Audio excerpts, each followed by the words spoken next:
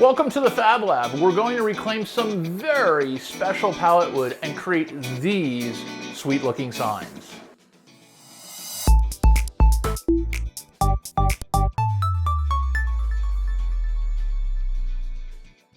Hey there, and welcome back to the DIY IT Desktop Fabrication Discovery Series here at ZDNet. My name is David Gewirtz.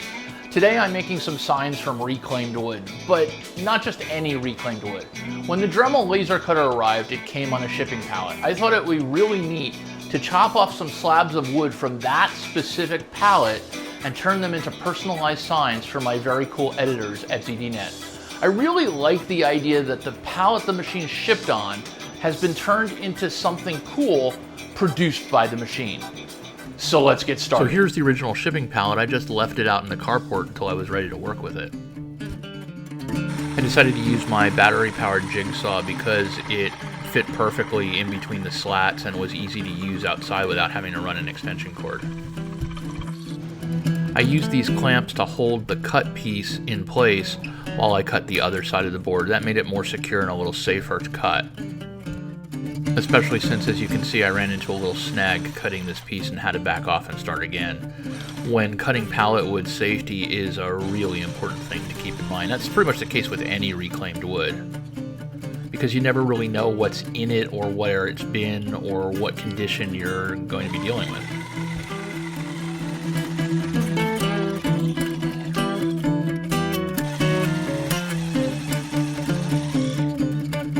So I've cut these three slabs off of the original Dremel pallet. And originally, I liked the idea of using the sort of discoloration and patina that these things have. But I don't actually know what that gunk is. I don't know whether that's some kind of chemical or something else. And not only do I not want to deliver that as part of the signs, I definitely don't want to burn it off, because that would create very microfine particles into the atmosphere that I would breathe in. It's probably safer for me to use a respirator, a fan, and a vacuum to sand this thing down and get rid of that. The other thing is that these have nail heads that I did not notice when I originally cut them off the pallet. So I have to trim those down. I'm going to trim those down in the bandsaw first, and then I'm going to square everything up in the miter saw. Now the bandsaw is probably an unnecessary step, except that I'm a little nervous about the miter saw, and I want to make sure that I'm using only wood in the miter saw, and I can see very carefully what I'm doing with the bandsaw. So let's get started. I trimmed the wood with the bandsaw, and I used a push stick to make sure that the small scraps didn't get in the way and keep my fingers out of range of the saw blade. Okay, so now that the cutting is done on the bandsaw over here, it's time to transfer the dust collection port using my 3D printed dust collection rings here, and plug it in to the random orbit sander. So I'm pulling the random orbit sander version of these. These were produced using Fusion 360 and parametric design, so each of these holes is a little different. This is and I'll show you that at another time. So it's time to plug it into the sander, put on my safety gear, and get started. I'm using a pretty coarse 80 grit sandpaper here to take off the top layer and a lot of the rough spots. And then once I got the boards pretty clean, I then went back over it with 120 grit sandpaper to even things out and make things a little bit more smooth and finished looking.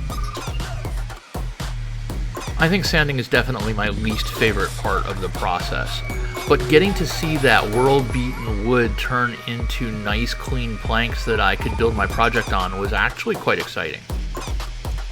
All right, now that I have the three pieces of wood cleaned up, I'm going to cut one square edge on each piece of wood. I always feel more secure when I can clamp a piece of wood down when I'm going to trim it, especially when I'm using a big spinning blade. And in this case, I'm trimming off little bits at the end, so having it nice and secure was a real benefit here. I then carefully adjusted the wood so that it was directly under the blade. Actually, if you notice, it's slightly to the left of the blade, and that's because the blade cuts out about 1/16 of an inch, and I wanted the cutout to be on the side outside the 13 inches I'd originally measured out. I'm clamping a block of wood over here to act as a stop block, and that will help me be sure that the two pieces of wood are exactly the same size by just pushing the piece of wood up against the stop block and then making my cut.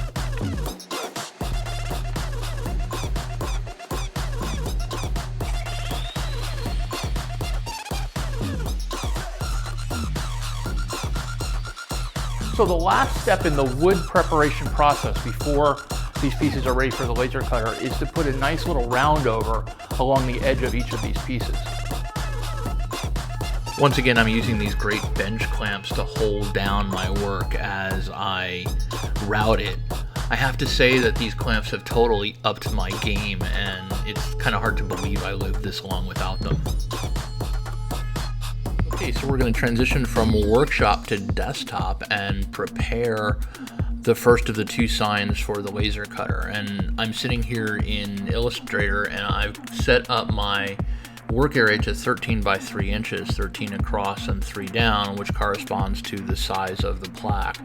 I've also brought in an EPS image of the ZDNet logo, and that is on separate layers. So there's the ZD, the rectangle, and all 3 NET letters.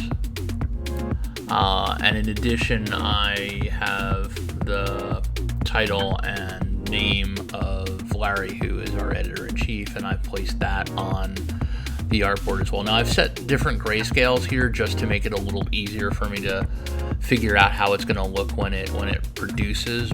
So the idea is to save off each burn layer so that each type of burn gets its own layer. So to that end, I'm going to turn off the title, and I'm going to turn off the ZD and just leave us with the net.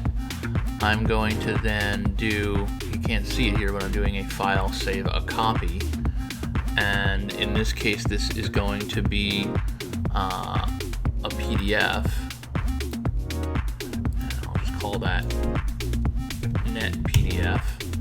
I'm turning off all of these doodads, and I'm saving it, and I know that. So then I'm going to turn the net off, and I'm going to turn on the square and the white ZD, and the white ZD won't actually laze in any way. The laser cutter will scan the gray and will leave the white sections. So I'm going to do the same thing. I'm going to save a copy of that, and in this case I'm going to call it ZD square. Make that a PDF as well. Save it off. And then finally I'll grab the title, and I'll save that as a copy, and in this case make that a PDF. And that's really all that's to it. It's now time to bring this into the Dremel web browser interface. I originally placed the plaque up against the edge of the burn area on the printer, but it turns out that didn't allow enough margin for the laser to operate. So I had to pull the plaque away from the corners, and that meant that I had to make sure it was perfectly straight. So I turned to a couple of 3D prints that I had used in preparing my wire organizer and used that to align the plaque so that it was perfectly square inside the laser cutter before it was time to do the cut. The Dremel browser interface takes a series of photographs that allow you to see the bed of the work surface that you're preparing, and that allows you to place your work appropriately on top of the item that you're lasing.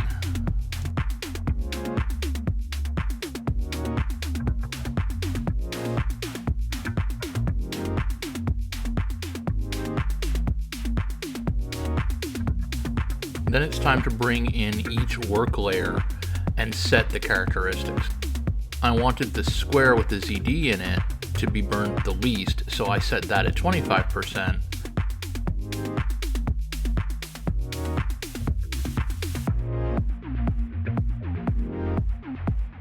I wanted the net to be burned the most, So I set it to a burn depth of 75%. And I wanted the title in the middle, so I set that at 50%. Now it is time to center the design on top of the burn surface. And as you'll see later when the finished piece is shown, it came out really nicely, but the design itself is slightly up and slightly to the left of where I wanted it to be. And that's because the camera isn't 100% perfect in terms of its picture and placement of the design.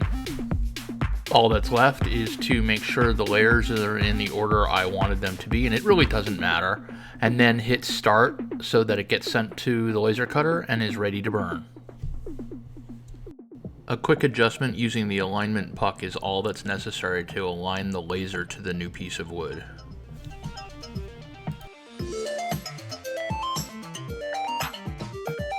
Okay, I have uploaded the job to the printer and I've placed inside the prepared sign wood.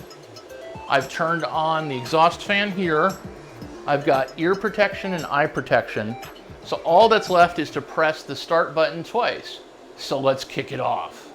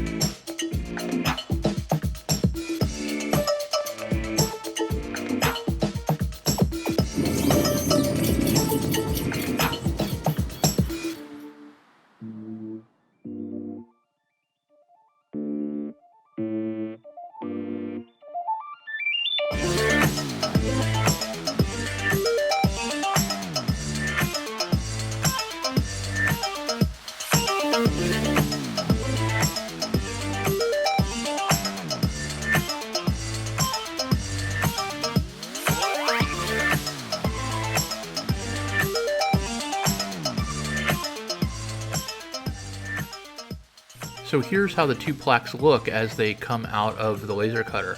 As you can see, they're very different because one I think is oak, the top one, and the other one I think is pine. And as a result, the cut and the look are really different, even though they were both done at the same time. You can see this under the microscope too. My final bit of prep was a little sanding to sand off any rough edges, and then to add 2 layers of polyurethane. The polyurethane went on in one layer. I let it dry for about 4 hours, sanded it, and put on the next layer of polyurethane. It was really simple, and it came out very nice. Hey folks, thanks for stopping by. Here are the finished signs. I really like how they came out. I'm going to drop them in the mail to my editors tomorrow. My name is David Gewirtz for ZDNet's DIY IT.